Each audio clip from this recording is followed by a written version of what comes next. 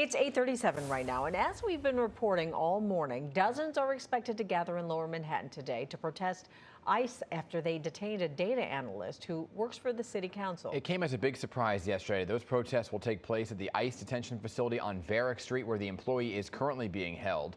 Brooklyn Councilwoman Alexa Aviles will be at that protest. She also chairs the City Council's Immigration Committee, and she joins us right now with the very latest on this developing story. So, Councilwoman, great to see you this morning to explain more about this.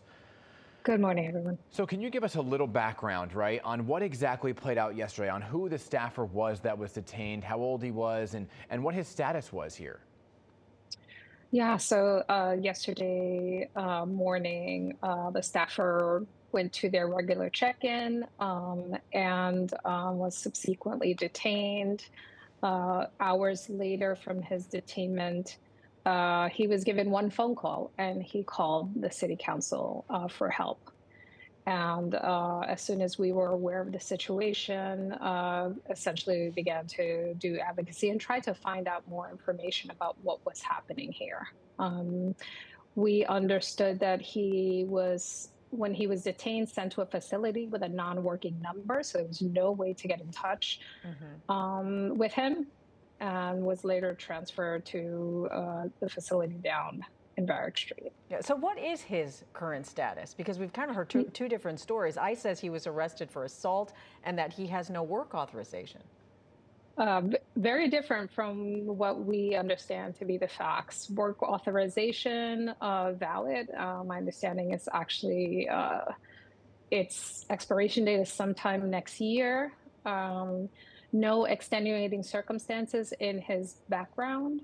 We know better than to believe ICE, who has repeatedly lied, who has never demonstrated any evidence to back many of their claims. They're fine with fabricating and lying. So our understanding is very different. Yeah, and you're talking about how he had status until later in the year, I believe it was October. Now, he was detained during a routine check-in in Bethpage, and this presents the larger question, right? Because we've seen the ICE agents lining the corridors of courthouses. It's why so many of you in elected office have gone down to Federal Plaza to protest there. So should somebody who is looking to do exactly what the staffer was doing go to their court date, should they have a lawyer present for routine check-ins? What's the course of action they can take? Yeah, more and more the government is, trapping people in an impossible situation. If you do not attend your court date, you are violating the terms. If you attend your court date, they violate the law and detain you and kidnap you. So we are asking folks who need to go to their courts to please make sure that they have created a plan, that they have people with them to make sure that they have the information in case they are detained, that it gives us a fighting chance to be able to communicate, make sure there is an attorney, and do all the steps that are necessary. Yeah, I'm sure a lot of folks are afraid to follow through on what is legally necessary for them to stay here. But a lot of folks are afraid they're going to be deported. I mean, this gentleman that was arrested yesterday, he's from Venezuela. So what are the chances that he will be sent back there? How quickly can that happen, too?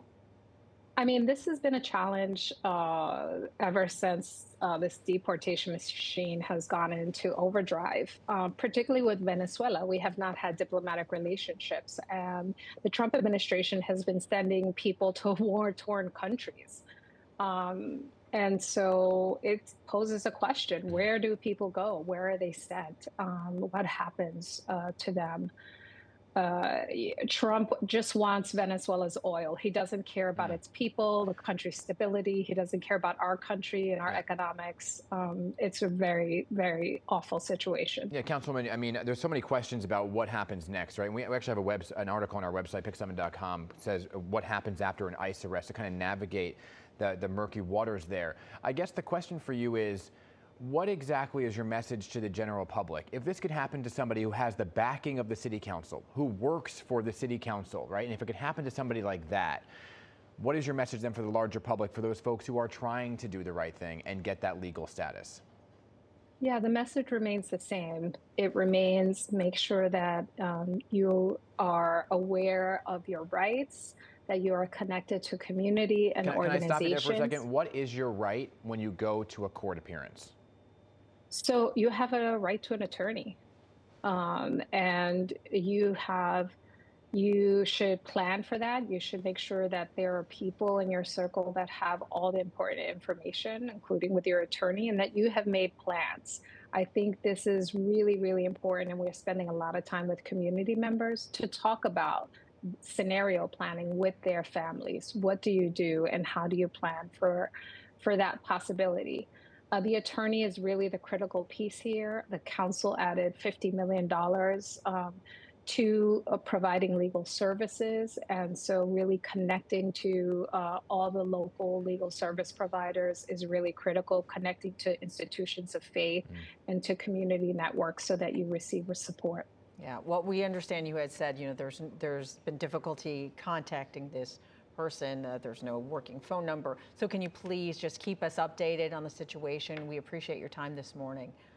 No, absolutely. And council staffers will be out there to support their colleague as they have been out supporting New Yorkers who are being abducted by this rogue agency. Thank you so much. Yeah, we appreciate your time. It's 8:43 right now, and if you are just tuning in or you're heading out the door, we're going to have more on what you need to know when we come back.